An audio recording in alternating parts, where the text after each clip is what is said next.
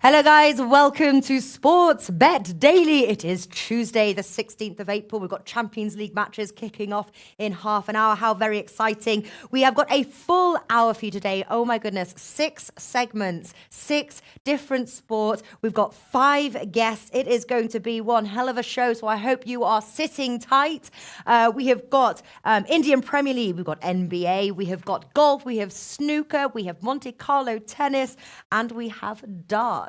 But like we are doing now, every Tuesday, we bring on our cricket betting expert, and that is Ed Hawkins. He's going to give us an Indian Premier League update, some bets possibly for tomorrow. And Chennai Super Kings still looking strong there to win. Let's see what he thinks. Introducing our very first guest on Sports Bet Daily Tuesday. Please welcome Ed Hawkins. Hello, Ed. How are you doing? Very good. Very good. Thank you very much. It is Easter week here. It's a short week this week, but there is still lots of action taking place in sport. And obviously, Chennai Super Kings are sort of like the talk of the tournament. Favourites there against the Hyderabad Sunrisers, 1.83. Favourites to win the tournament. You've talked about them in the past. Do they get you a bet tomorrow? Yeah, I think they do, just because they should be a little bit shorter than they are, and also because the Sunrisers Hyderabad form is just so bad at the moment. They've lost 3 in a row, and remember, they went off the tournament as favourites to win the title, and they've just been appalling in the last 3 matches, and faith in the market is virtually evaporated because they can't bat. Which is really a significant problem when you've only got 2 suits to do, bat and bowl. And it's just inconceivable what's wrong with them. Their defeat last time out against Delhi Capitals was one of the worst performances of a chasing side you're likely to see. David and Johnny Bairstow were going solidly, if a little circumspectly, at about 70 for no wicket by the 10th over, chasing 156. So the rate wasn't amazing, but they were on course. Then they just collapsed. And I think they lost their last 7 wickets for 10 runs from the 17th over or 16th over. And that's just inconceivable. It doesn't make any sense why that would happen. They seem to have lost interest in doing the hard work in that game, because the wicket could have been considered a little sticky. But no thanks, Sunrisers. We can't have that performance. And it wasn't as if we weren't warned, Natalie, because we used another absolute stinker of a batting performance 2 games previously against Mumbai Indians, when they were only going after 136, and they didn't even bust 100 in that game. Again, with the same lack of application in doing the hard work and getting the batsmen set before they tried to play the big shots. Yeah. And sandwiched between that game was when they lost to Kings 11, and they were batting first this time, and they could only muster 150 on a Mahali wicket, which was very, very solid. They're too reliant on David Warner and Johnny Bairstow, giving them fast starts. If they don't get a fast start, Sunrisers are in an awful lot of trouble. It doesn't even matter if Warner and Bairstow are going reasonably strong at, say, sort of 7 or 8 and over. That's not enough for Sunrisers now. Those 2 need to be blitzing right from the ball 1 to try to get Sunrisers into the game. Yeah. But to say that I'm irritated with them is an understatement, Natalie. I just you look a little. I have to say, I don't know. Have you been watching all of the? You look like you've been hard at something, like watching. I don't know, because you're saying that each match is like 5 hours long. Have you been watching them all? Like, is it possible? Yeah, it's certainly possible. But when you've got back-to-back games on a Saturday and Sunday. When they start over here at 11:30 on a Saturday, and then the next one starts at 3:30, and then you've got to get through that one, and then you're seeing things which you can't really compute, and you do all your stats work and all your analysis and form, and things are happening which don't make sense. And you just want some application to be shown by the professionals, and that's not happening at the moment.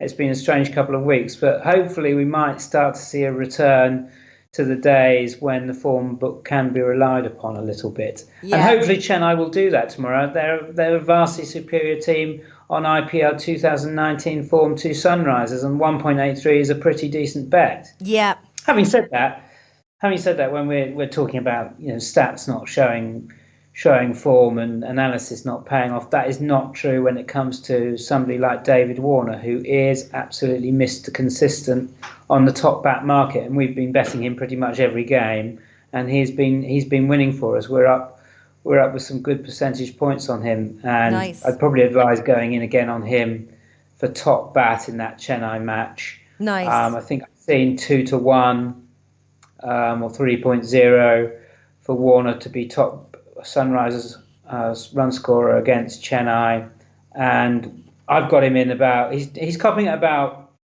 42-43%. So you can see there's a huge edge in our favour there.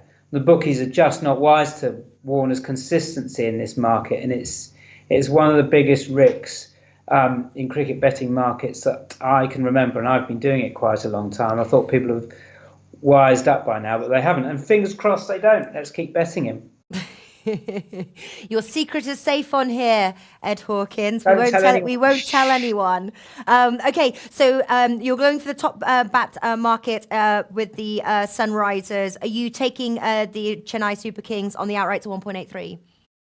Yeah, I think we'll take Chennai on that, just because I think they should be a little bit shorter. I don't think the price is right. Not by a huge amount, but I just think Sunrisers, forget the price is not right. Not interested. All right, so there we go, Chennai Super Kings. And very quickly, Thursday, obviously, we've got the Delhi Capitals and the Mumbai Indians. Any early leans, any thoughts, any tips on that match? We've got about 2 minutes left of this IPL segment. So what are your thoughts? Well, considering Delhi hit back against Sunrisers last time, I think that form book might be a little bit unreliable, because obviously, as I've just been going on about, Sunrisers, I just can't trust them at the moment. So I think that they might have flattered Delhi a little bit there with that collapse, and Delhi are probably not as good as Sunrisers made them out to be. I'm not saying Delhi are not a dangerous side. They most certainly are, but they can only really play one way, and that is just to blast, and then blast a bit more. They're not a bright team. They don't use their smarts or nous. Now, Mumbai can blow hot and cold, but they do have some smarts about them. So as long as they are in a mindset to work hard and apply themselves and think on their feet, Mumbai should come out on top. They'll probably have too much for the Delhi batting lineup. Mm-hmm. They've got a good pace attack. Mumbai are showing decent form at the moment with the win last time out, and I think that's going to make the difference. Yeah, that Delhi top order might get blown away. All right, and who's best at the moment to beat Chennai or challenge Chennai Super Kings? Well, it's difficult to say, because before the Kolkata-Chennai game most recently, it would have been Kolkata, but Chennai have just swatted them aside twice now. So it's turning into a bit of a procession for Chennai Super Kings, and we're just keeping our fingers crossed that Mumbai Indians can really buckle down, because they have the most talent in their squad to go head-to-head with Chennai for this title. I can well see a Chennai-Mumbai final at the moment, and in a one-off game, who knows what could happen. But I think Mumbai are going to come through and show that they're the main contenders to Chennai Super Kings, if they haven't already. And I don't think it's a particularly headline-grabbing statement that. Most people will think it's Mumbai, Chennai, between those two for the title. All right. Great stuff. That was Ed Hawkins. You can find him at Cricket Betting on Twitter. Also as well, head on oddsmarket.com. Daily coverage from Ed Hawkins there as well. Pleasure talking to you, Ed. I'll speak to you next Tuesday. Bye. There we go. Ed Hawkins at Cricket Betting. We're moving over now to NBA. A brand new guest. I've never actually spoken to him in person. His name is Spread Astaire. And we've messaged, but I have not spoken to him. So let's welcome Spread Astaire to the show now. NBA, see if there's any bets that we can make. Spread, welcome to the show. How are you? I'm doing great, Natalie. How are you today? I am very well. Lovely to put a face to a name and to meet you properly. Excellent. Well, I'm excited to be on here. Do you want to start breaking down these games? Hell yeah. Okay. We've got an action-packed show today, as I know you know. But so start us off with so for the next round, what matches are you looking at for our viewers who want to jump on, get some NBA bets here? What's the first match you're looking at? All right. Well, I'll go over the games for tonight. First one we have is Orlando Magic. They're playing the Toronto Raptors. Surprise win in game one. I didn't jump on it pregame, but when Toronto was down at halftime, I made a live bet. Very disappointed. Orlando came back and won, so that's a surprise win in game one. But I should have known Orlando was one of the hottest teams going into the playoffs. They had won 13 of the last 16. I just thought Toronto was going to be too much for them. Turn them on. One of the big problems that Toronto had was their star guard. Kyle Lowry had 0 points. He's had disappointing playoff performances before, so I know this is a lot of mental pressure. A lot of people are backing Toronto to bounce back and get the big win, kind of like Philly did last night. I'm not in that camp. You're getting an extra point than you did in the last game. The first game opened at 9.5. This game's at 10.5. If you're going to play this game, I like to take the points. Orlando, 10.5. I think Toronto can win straight up. But Orlando, 10.5, that's just too many points. I'm taking the points here tonight. All right. So that's your first game. What else are you looking at? All right. Probably my favorite game tonight is Denver. Denver lost to the Spurs in game one. That was another surprise because during the regular season, each team had won the home court. It was 2-2. Each team had held home court. I kind of expected that to happen. That did not happen. What happened was, I mentioned it in my preview that I wrote for Oddsmarket, what San Antonio likes to do. They like to double and triple team star center Nikolai Jokic, force the other players to beat them. I said that Mike Malone would find ways to get those other players open, and he did. The problem was they did not make their shot. They had good looks. They only shot 42% from the field, 21% from the free throw line, and only 66% from the free throw, which is, I mean, college teams do better than that. So very disappointing shooting that. I expect them to get it together tonight. They're laying 7.5. I think this is a good bounce back spot. I expect Denver to cover the 7.5 points tonight. There we go. So two solid plays there. Looking at some of the outrights, we've got the championship winner here, Golden State Warriors at 1.5. That seems really low. Now, I know very little of NBA betting. That's why you're here. Is it really theirs to lose? Yes, it is. Golden State, they had 5 All-Stars last night. DeMarcus Cousins, their All-Star center that they're working back into it, appears to have torn his quad. The MRI is coming out today. Not sure, but it'll definitely be out for a while. But the thing is that still leaves them with 4 All-Stars. They've won the last 2 years. They have the ability to turn it on. Now, what's interesting is you might even be getting a better price right now with the Cousins injury and the fact that Golden State last night blew the biggest playoff lead in NBA history. They blew a 31-point lead. It was unbelievable. So I expect them to come out focused, and I expect them to cover the next game. And if you were to take an outright, I still do like Golden State. I don't love the price, but yes, it is theirs to lose. And I really don't see a scenario, barring more injuries, where Golden State does not win. Okay. All right. So not much value on that one, but if it's theirs to lose, who knows? What about, obviously they're in the West, Golden State Warriors 1.33, but in the East it's Milwaukee Bucks at 2.38, and then Toronto Raptors at 4, Boston Celtics at 4.6, and Philadelphia 76ers at 6. Who takes your pick for the East?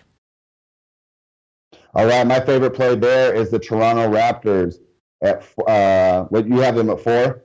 Excellent. That's even a better number coming off their game 1 loss with Kawhi Leonard. I think that they have the best player left in the East. I think he's the best player left in the playoffs. They have had problems before, but they've lost game 1 before and they've come back. I think Leonard gives them the opportunity, and having the best player on the floor at crunch time, that's what really matters. Milwaukee, it's their first time here. They lost in the first round last year. They don't have the same playoff experience, and it'll be interesting to see how their best player, Giannis Antetokounmpo, I pronounced the name wrong, excuse me, but tough Greek name to pronounce. But it would be interesting to see. He gets to the rim with ease. He doesn't have the best jump shot, so I think they can take advantage of that. They have had some injuries too, so I don't like Milwaukee there. I think the price is too short for Milwaukee. If you don't believe in Toronto due to their two past playoff failures, I think Boston's a good price. They've got great experience. They have Kyrie Irving, who's won a championship before. They have the most depth of any team left in the playoffs. So if you don't like Toronto because of their past playoff failures, or you just don't believe in Kyle Lowry, I would look at Boston there. Philly, I'm not a believer in at all. I think they have a tough problem there with Ben Simmons not being able to shoot. They can't space the floor properly, and their star center Joel Embiid is a little hobbled with injuries right now as well. Yeah.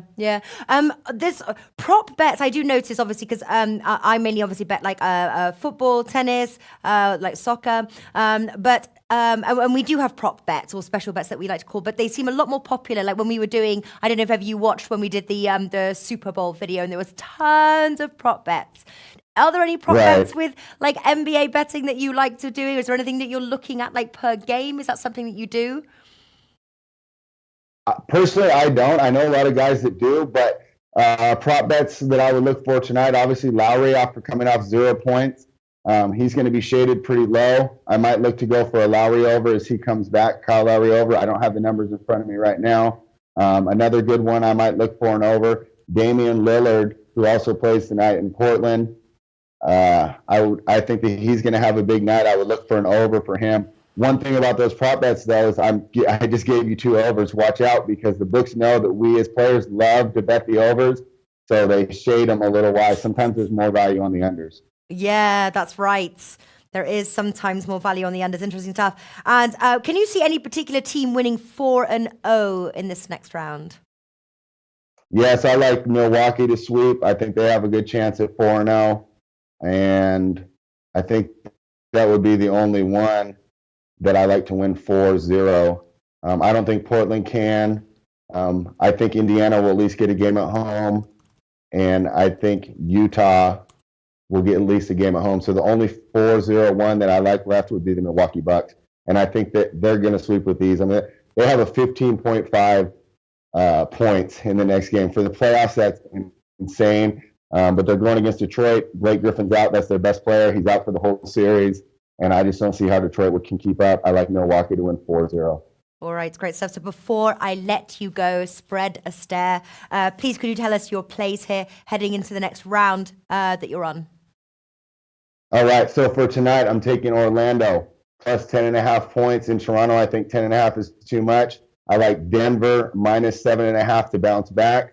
And I also like Portland tonight to cover. I think they're a great team at home. You're only giving 2 points. I expect Portland to cover, but I will be bouncing back on OKC in Game 3. I think OKC in Game 3, especially if they lose tonight, is going to be a great play. But for tonight, Orlando plus 10.5, Denver minus 7.5, Portland minus 2.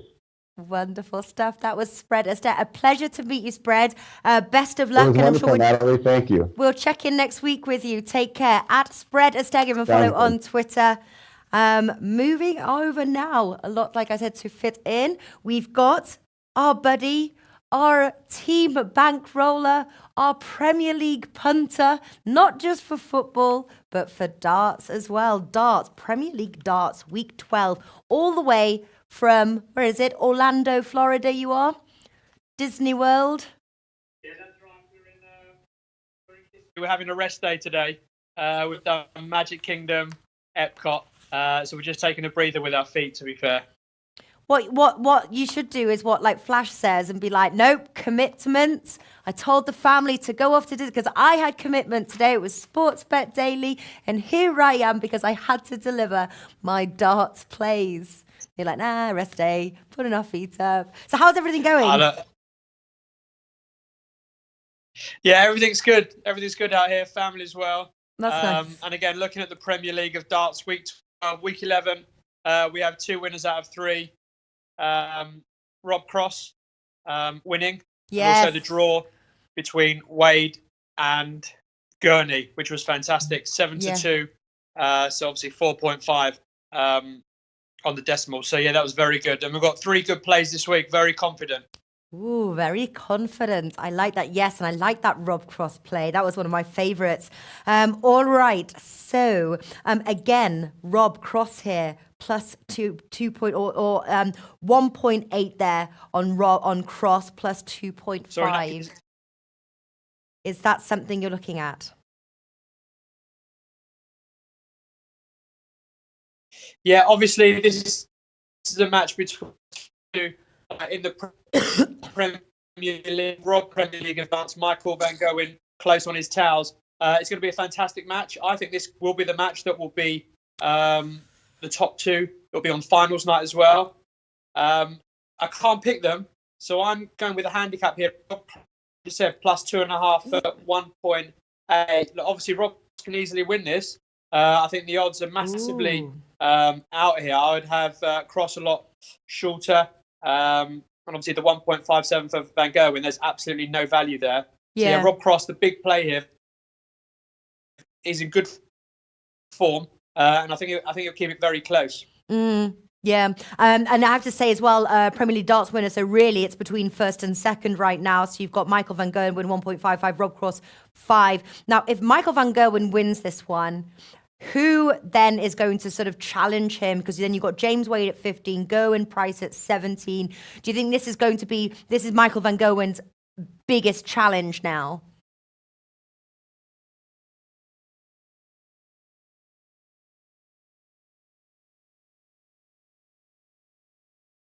I'm not sure. Russ, can you hear me?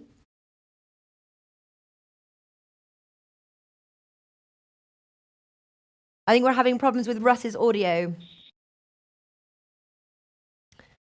Can you hear me, Russ? Now I can hear you there. Does that work? Yeah, works now. Did you hear the question?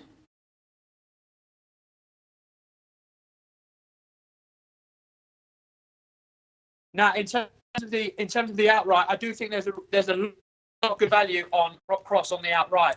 5-1, 6.0. I think he's definitely going to get to the finals tonight. And then obviously he's going to be favourite in his semi-final. So 5.0, given that you've got each way a third the odds 1-2, I think there's fantastic value there on backing Cross now ahead of his match with Michael Van Gerwen. On the outrights, exactly. Yeah, at odds of 5. Yeah, completely agree. We are having internet connections problems with you, Russ. I think your hotel. You need to speak with your hotel and get them to upgrade. But is there anything else that you like quickly?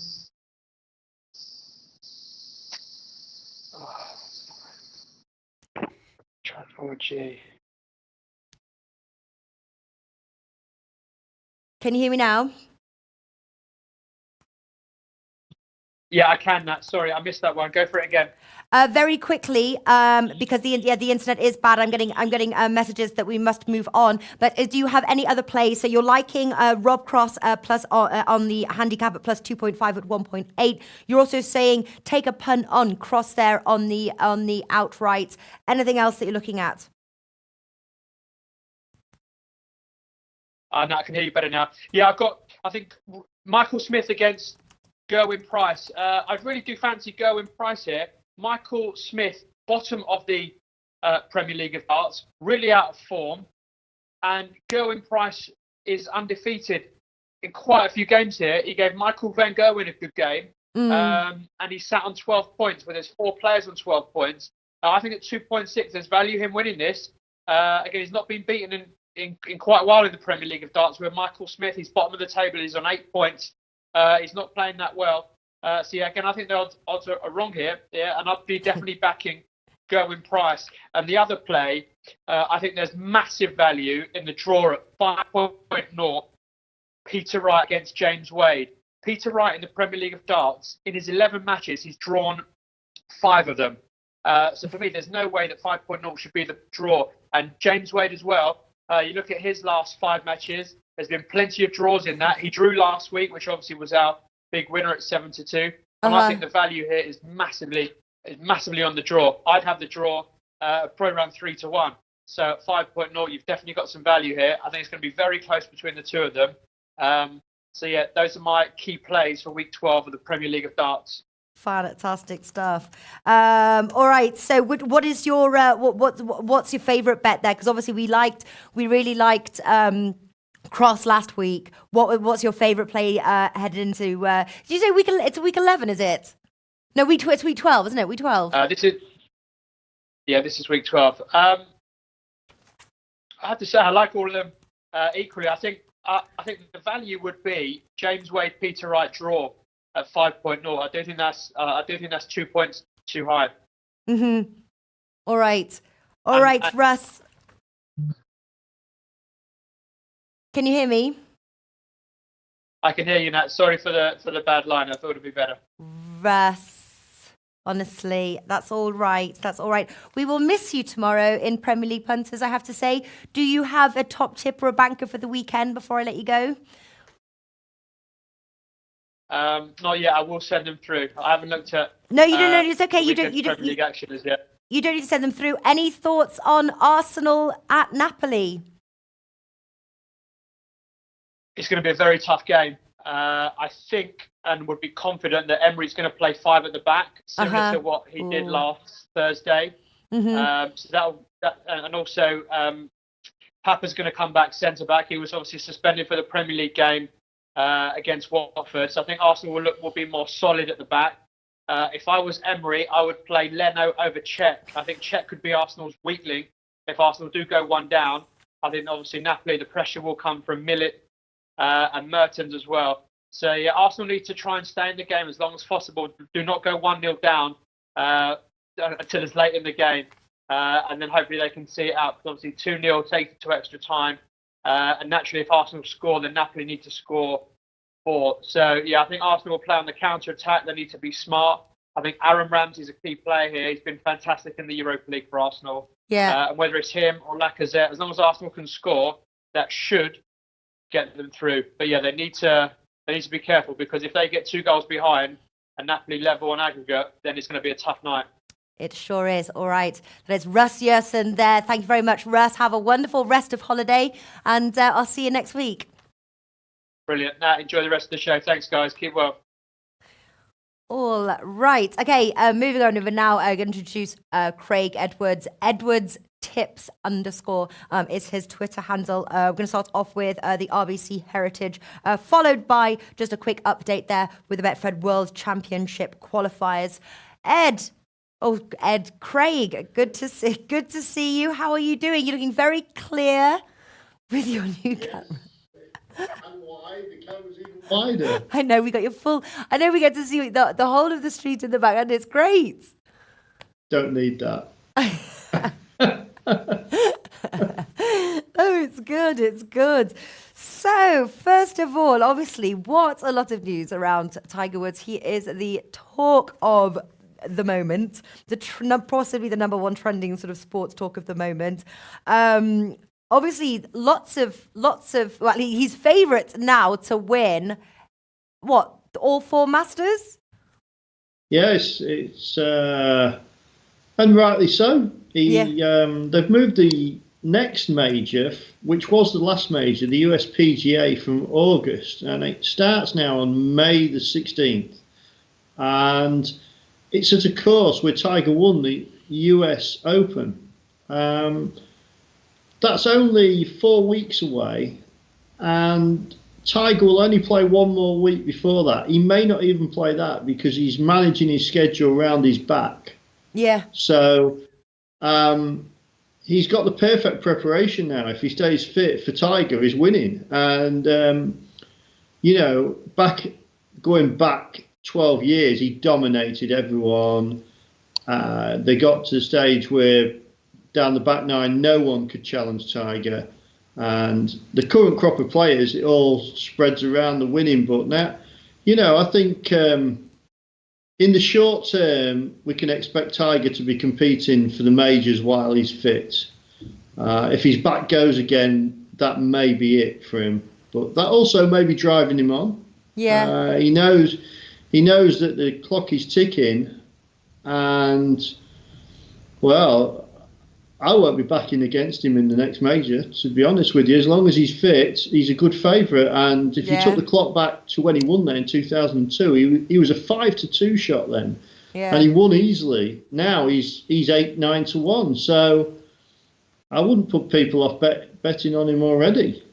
Because I think his price is only going to get shorter. I think they'll be, I think with all the publicity around him, it's great for the game. I mean, I enjoyed watching him win. He's gone through a certain amount of troubles from being a sort of privileged sportsman and then going to the bottom, and he's fought his way back up. And Yeah, he got a lot of tweets and encouragement. I was having dim sum at my local dim sum with Jimmy the Bag, and we were watching it there. It's like we love dim sum. I can't get enough of it, to be honest with you. Dim sum. All right, listen, let's get RBC Heritage. I've got a few questions here. So how will the Masters hangover affect the players?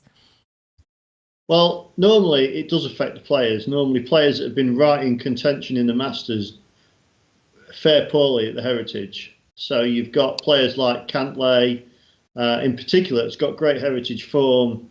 I can't see him winning this week. Molinari the same. Molinari's going to have a big hangover from losing down the back nine. DeChambeau was, after a good opening round, then fell off the pace with a poor second round. So I expect DeChambeau to put in a good showing. Having shown a liking for this place before. I think in general, though, if a player's been in contention at Augusta, for betting purposes, I put a line through them this week and I ignore them. A player that's played solidly but not been in the spotlight, I do consider. So you've got Kevin Kisner, played a solid week last week. He's got some good form at the Heritage. So he could easily be fair in, he will be one of the ones coming from Augusta that I would expect to play better. So I'm just trying to think. Schauffele, he's got no experience of playing at Hilton Head Links, so this will be his first time. He looks an impressive player, mind. And he was only in contention at the end last week, which you could argue so was Cantlay as well. He only got in contention on the back nine. Whale Capper asks here, has the course changed much in 17 years? No, you'll never see Tiger Woods enter this event because you can never overpower this course. It's a short, tricky layout with some of the smallest greens on tour. So fairways and greens players that are really accurate prosper. And they strategically place the balls. Surprised to see Dustin Johnson playing in it for a second year. I assume that's because he's got an affiliation with RCB. They are one of his main sponsors, and I guess they're making him play there. But otherwise, he has matured a bit. But normally, Dustin Johnson is the sort of player where you want distance at a premium. So here you can have all the short hitters have won previously, like Matt Kuchar, Brian Gay. He's the record holder.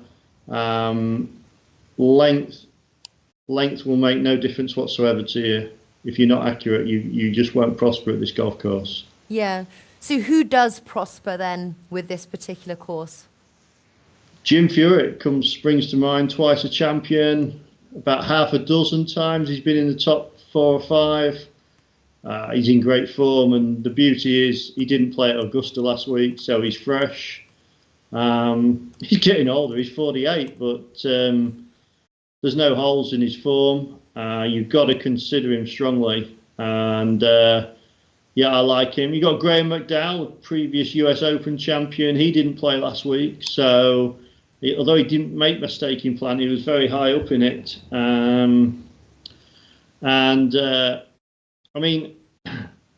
have gone. One of my tips is Patton Kizzeri, I think that's how we pronounce it, and he had quite an under the radar week last week at Augusta. Played really well from off the pace. Has little pieces of form here, and he's a player that knows how to win when he gets in contention. So 100-1, I'd encourage anyone to just have a little bet on that. English guy, Luke Donald, who was world number 1. He's got the most fantastic record there. 5 times a runner-up, twice finished 3rd, never won it. I mean, he's difficult to win with. If he was a racehorse, he'd need blinds, a hood, and all blinkers and all sorts. But he's a great bet for the places. I mean, you would not go poor backing Luke Donald for a top 5 finish here, ever. So, yeah. Well, I have to say, looking at these sort of like top 5, top 10 finishes, there's a lot of value here. So who would you put in your top 10? Obviously, we've got Dustin Johnson as the favourite there, odds of 2 with Paddy Power. And then you've got Francesco Molinari at 2.7. Who would you who would be in your sort of like top 5, top 10 sort of players that you're looking at? Jim Furyk would be right at the top of the list. Kevin Kisner, Luke Donald, Matthew Fitzpatrick. Quite like one from left field, a guy called Boo Weekley, won here, I think it was 07 and 08. He's been right out of form, but he played well his last main start on the PGA Tour and then played on the web.com tour. Yeah, I like players coming back to their previous successes and, they feel at home. Who else would we go for? Can't remember my notes now, Natalie. That's all right. I think you've given us plenty, to be honest with you. Whale Kappa, there also says a great look on Furyk here as well. And just for him to finish, I think you've sold me on this one. Just for him to finish on, double check that that's was the odds there, is 4.33 to finish in the top 10. That seems... Yeah, that's a good bet. That is an awesome bet. That is the one I'm taking. What is your banker bet, your nap, your favourite bet that if our viewers were just going to take one bet, what would it be? Jim Furyk, each way, or top 10. There you go. He looks to have everything in place, and you could have him win and top 10. You could have him each way, but like you say, the top 10 is a banker for Jim Furyk. He would be my number 1 pick this week. Yeah, there you go. And good call, Whale Kappa. Whale Kappa comes on, and he when we do the Grand Slams of tennis, and he comes on, and he is obviously a man of many sports. He was talking about NBA. He's like, well, actually, no, I didn't know NBA. Golf, obviously tennis. Yeah, man of many sports. All right. Next, just moving on. I know not a lot to say right now, but obviously the Betfred World Championship qualifiers. Obviously, Ronnie O'Sullivan is still the clear favourite. Can anyone stop him? Probably not. He's a worthy favourite. The qualifying finishes tomorrow with the qualifiers, and then the draw will be set. So I'll be doing write up on Oddsmarket on the first round matches, and also a separate one on the outrights. Ronnie O'Sullivan is a strong favourite. Then I'd have Neil Robertson as the second favourite, Judd Trump, and they are clear of the field. It is difficult to see anyone outside of them 3 winning on this season's form. Although it happens, players get fatigued over a long season, and that slight edge goes off their game, and that's enough for other professionals to beat them. So, but for people having a bet at the moment, Neil Robertson's in a separate half to Ronnie O'Sullivan and Judd Trump. Ronnie O'Sullivan and Judd Trump will meet each other in the quarterfinals if they win the first 2 matches. So Neil Robertson would be a safe pick for people if they want a really good run for the money at the moment.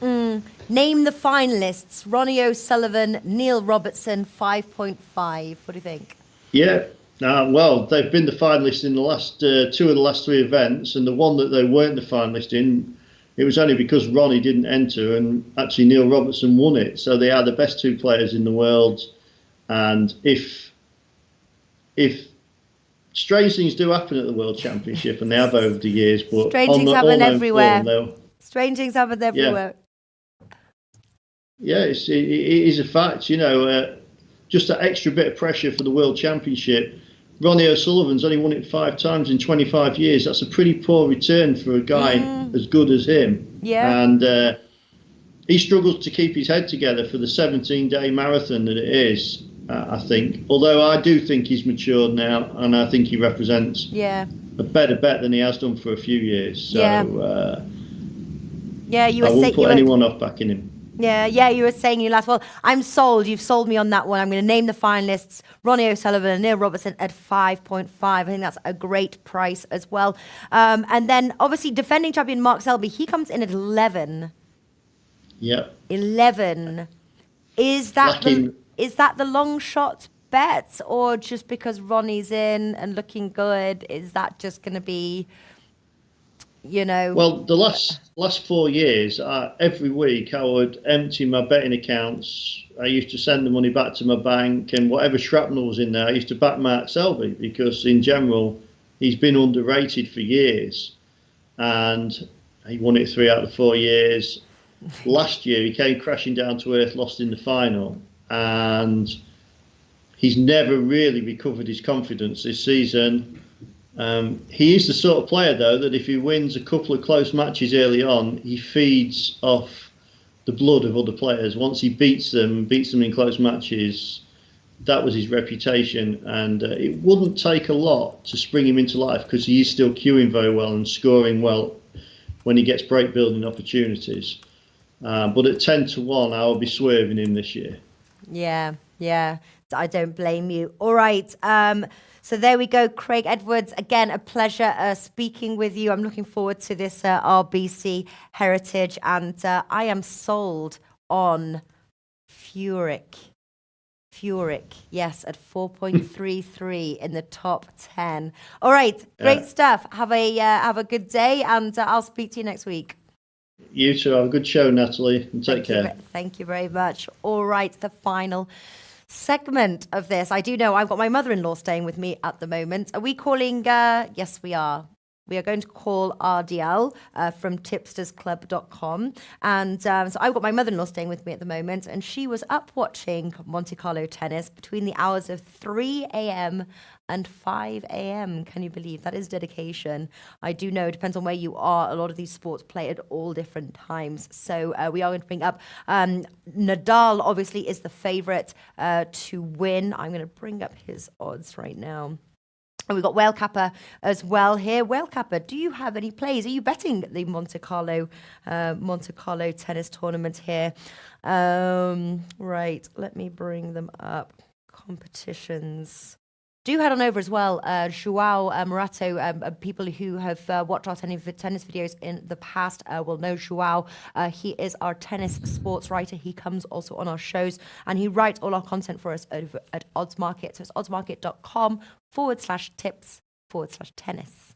And there you will find it. But here we are. I see RDL on the line. Hello. Yeah. Welcome to the show. RDL from tipstersclub.com. How are you doing? Yeah, very good. I'm watching the football now. I know, I think so is everybody. Just me. This is my time slot. I can't move it. This is the one they give me, and it's like, there it is, and it falls all the time. Yes, I have to just watch it on replay. But all right, so Monte Carlo tennis, how is it working with your time zone? It's 10 o'clock in the evening now. Okay. No, as in when Monte Carlo plays, do you have to do an all-nighter? It's the best one. It's the best one for me, because it's a European time zone, and I can watch every game, so it's perfect. That's great. I was just saying before you came on, my mother-in-law was watching it, and she was watching it between 3 a.m. and 5 a.m. That is dedication. All right, so obviously right now, again, no surprises. Like every time I've seen these outright with these two names, they're fighting fit. Nadal and Djokovic, 1.83 Nadal, 4 for Djokovic. Is it really between these two players? Basically, yes, because both of these two are the best two players in the world. But in the end, I doubt both of them will get to the final. I see Nadal winning it because he won it over 10 times or something like that. He was defeated 3 times in the last 14 years, I think, or something like that. Djokovic defeated him twice, and Ferrer once. But I've seen Djokovic today, and I also had a bet on Kohlschreiber, and he struggled real bad. And I think there are very dangerous players on his half of the draw, and I doubt he will focus that much on this tournament because he already won it. He already has the golden masters of the career, so he will focus mostly on the slams tournaments, and he really wants to overclass Federer in this department. Yeah, okay. I've got just reading something that Whale Kappa just wrote. He said, Alex from Tip says, Joker was so poor today. Whale Kappa says, TM is going to slay Joker the way his serve has fallen off. Do you agree with that? Yeah. I agree with that, but I doubt Djokovic will go to face TM in the semi-final because I think Tsitsipas is a good opponent for him in the quarterfinal, and I really think that he can defeat Djokovic in this form and motivation-wise and so on. Okay. All right. So when we discussed, obviously, before the show, you said you wanted to look at some plays for tomorrow. Yep. Who are you looking at? I have 4 bets for tomorrow. And the main bet would be Simon to defeat Fognini. He has 5-0 head-to-head. Fognini also called for the trainer. He isn't fit for at least 6 months. And Simon is now 193 with Unibet. And I think he's a huge value here. Simon can frustrate Fognini very, very much because he can hold the ball in play and he can rally him all day long. And that's what we can also see in this head-to-head 5-0 against a player like Fognini is impressive. Because if we see, Fognini also has, I think, 2 wins over Nadal on clay. So that's really impressive. Yeah. Yeah. Are you looking at, obviously, Alexander Zverev, 1.56? Anything on that match? Yeah. Two bets on this match. This will be the blockbuster of the day, in my opinion. Ogier Aliassime is the next star on tour. He has proven us that he has mental strength, he has the skills, he has everything a player should have, and he's really, really young. At his age, I don't know what I did, but for sure I didn't do anything that good. And I have a bet here for over 2.5 sets, and Zverev to win 2-1. So the main bet is over 2.5 sets, and the smaller bet, the half bet, is Zverev to win in 3 sets.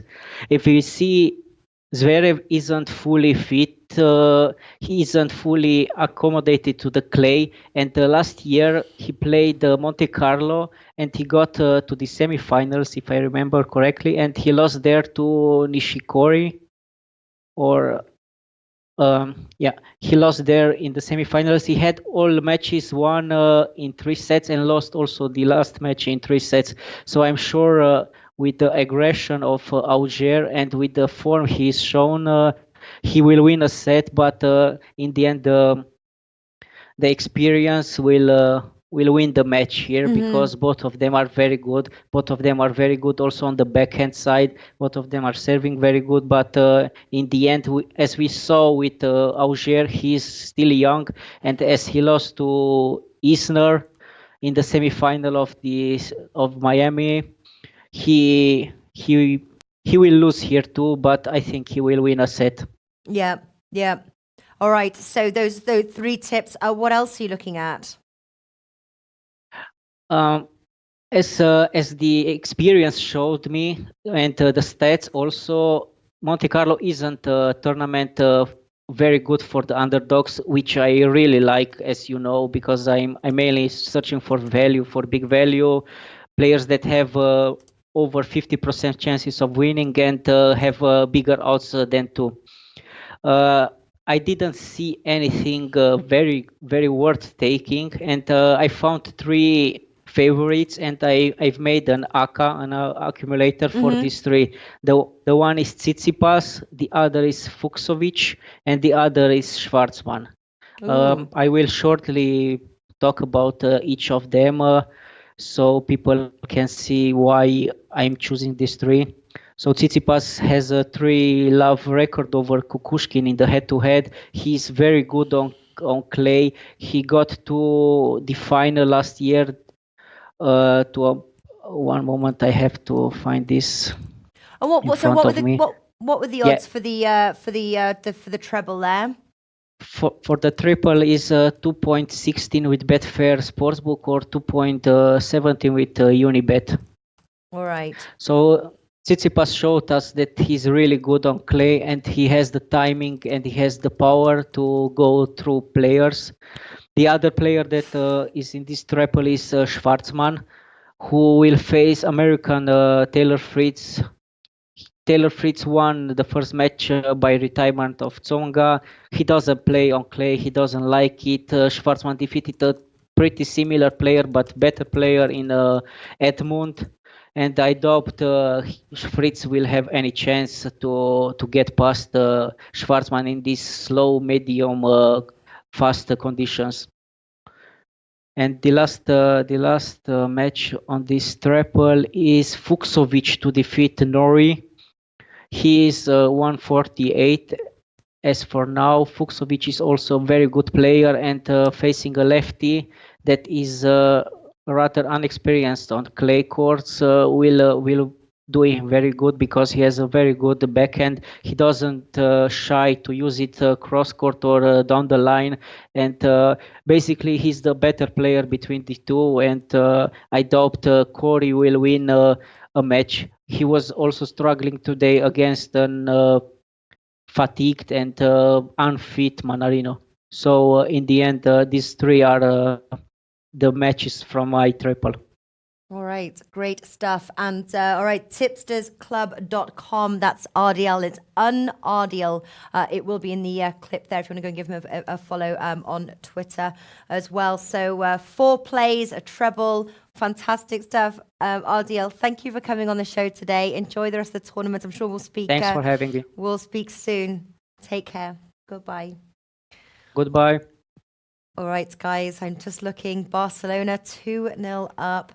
Alex from Need for Tips is telling me that Barcelona is annihilating Manchester United. I have a play on it. Barcelona and the under 4.5 goals. I hope that cashes. Anyway, guys, I'm going to love you and leave you. Thank you very much for watching. And I hope that these, we bring on the tipsters from all different sports. They are specialists in their sports. And I hope that they just give you some good ideas of things to take bets on, to try new sports out, give you a little bit of information there to hopefully win some money. But just remember, most importantly, please bet with what you can afford to lose. It is fun in the end of the day, and managing your bankroll is really key. That's what we're all about here. Please head on over to oddsmarket.com for more information on articles written really by all the people that you're seeing on these shows. They write, even Spread a Stare did a big NBA breakdown, broke down the East and the West, and all about NBA betting as well. So for those who don't know about NBA betting or want to improve their NBA betting, it's a big sort of betting guide. We also have it for NHL, also UFC as well, betting guides, and it's really it's basically information, articles written by gamblers, by punters, and in the aim that we all help each other to ultimately beat the bookies. All right, guys, it has been an absolute pleasure. I've had a fun hour. It has flown by as usual, but best of luck with your bets. Tomorrow, I will be on, as you saw, Russ is in Orlando, so it'll be me and Flash, but we're also going to throw in some lower league bets as well from the Championship, League One and League Two. So that will be really cool. So that's on Wednesday. Thursday, obviously we've got the Best Bet Show, 2 p.m. Eastern Time. It is going to be hosted by our dear friend Alex from Need for Tips, because I will be taking a little holiday. Yes, I will. Thursday and Friday. It's going to be a 4-day holiday. I can't wait. Anyway, guys, I will see you tomorrow. Premier League Punters at 2 p.m., 3 p.m. Eastern Time. All right, take care. Lots of love. Bye-bye.